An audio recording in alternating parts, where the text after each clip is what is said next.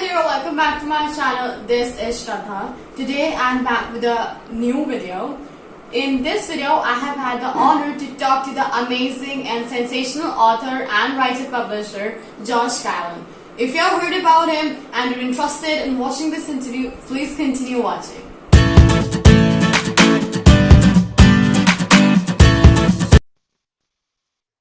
Please welcome the phenomenal author and writer-publisher Josh Kilen. Hey Josh, how are you?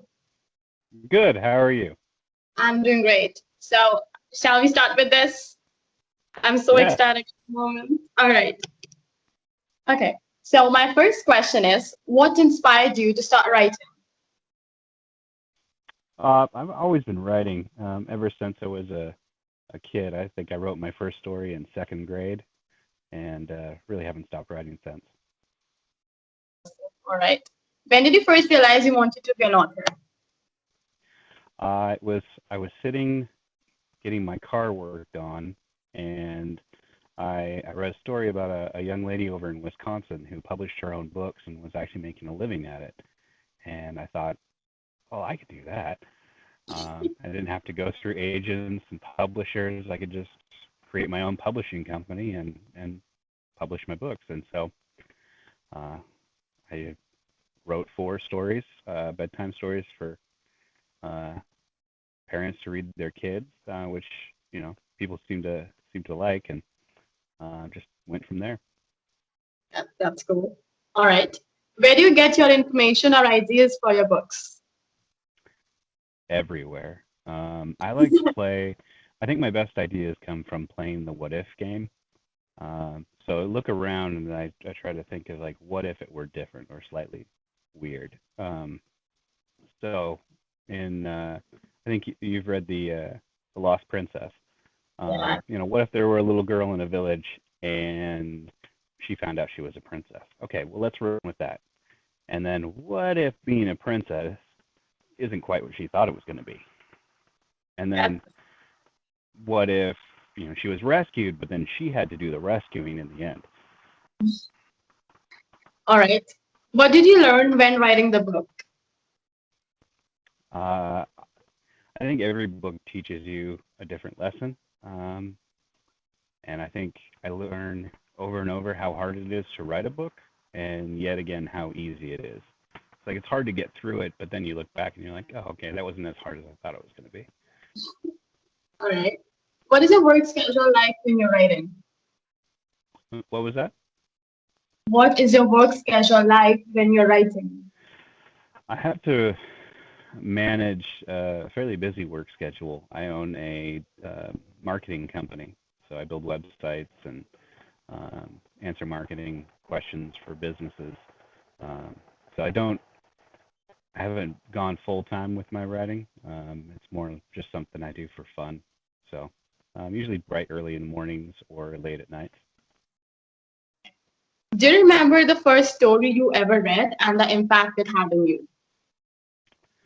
I don't remember the first story I ever read, but I know that 2 book series really had an impact on me as a kid. I remember reading The Hobbit when I was 10, and before that I remember reading The Lion, the Witch, and the Wardrobe, C.S. Lewis, and his Narnia series. It just really opened up my imagination. It was an incredible fantasy series, both of them actually. It just transported me to another world, and I love that. I haven't read them yet, but I'll do that. All right. So, what was your favorite book when you were a kid? My favorite book?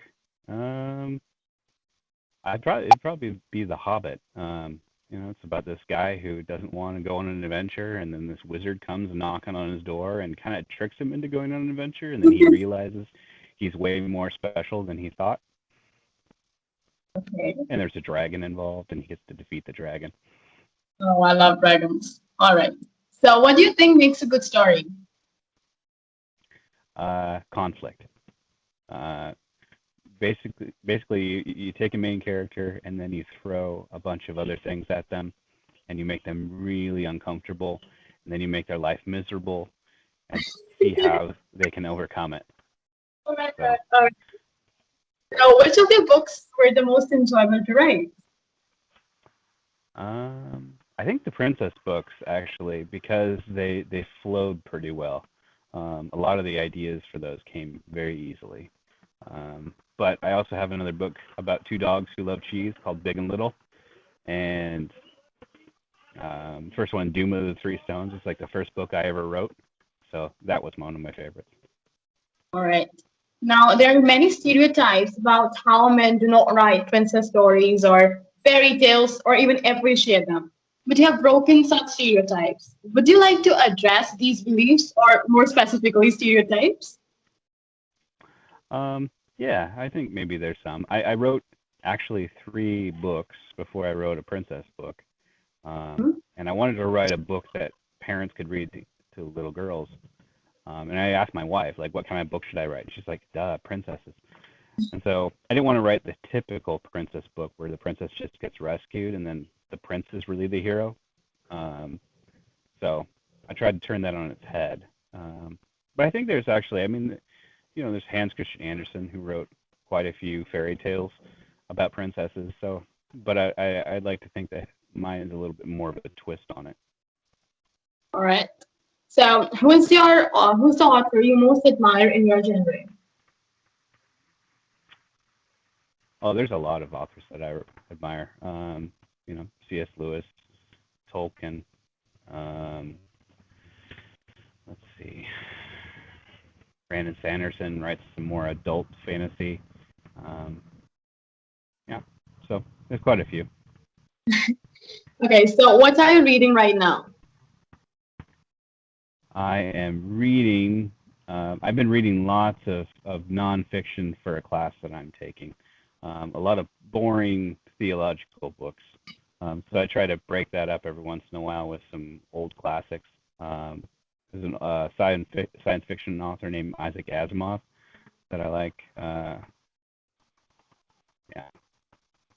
Well, I'm not sure about that one. All right. So share something your readers wouldn't know about you. I'm sorry? Share something your readers wouldn't know about you. Let's see. There's probably a lot my readers don't know about me. Maybe they don't know that I've written more than 30 books, and some of them are like Minecraft books. Okay. So if you had to describe yourself in 3 words, what would they be? Thoughtful, has ideas. Well, that's not a word. That's 2 words. Those are 3 words. All right. Okay. So any message you would like to give to your readers? Sure. I just hope you enjoy my books. Now, don't you think that's a little short? Would you like to expand? Oh, I'm just really appreciative that anyone's reading what I wrote, and I'm just appreciative to have readers at all. It's an amazing honor that you would spend some time with my characters and really make them our characters as you read them.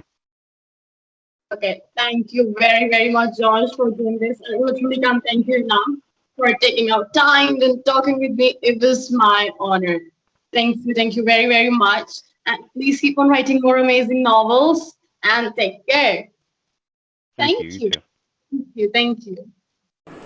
Due to some technical problems, Josh's voice is really low and my head is actually dangling. It seems like as if it's dangling and my rest of my body is not visible. I'm really sorry for that, Josh.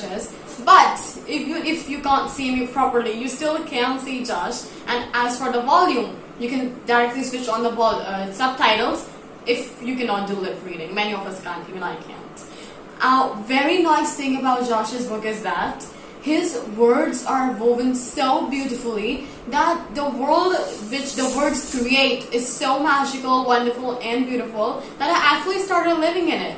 And even at the age of, I'm actually the 13 at the moment. I read that book when I was 12. I fell in love with the novel when I least expected to. So the novels are beautiful, and another good thing about this is that this is fit for all age groups. Even teenagers will love it. Young children who want to start reading the basic level, and for parents who can't think of a nice bedtime story to tell to their children. There are many. Even if I have to tell someone a story, I will start translating Harry Potter or probably the Mortal Instruments, and that's not possible, right? So this book is perfect for all those people. Start grabbing his books right now because you have no idea what you've been missing. Thank you. I'll see you guys in the upcoming videos. Till then, stay tuned.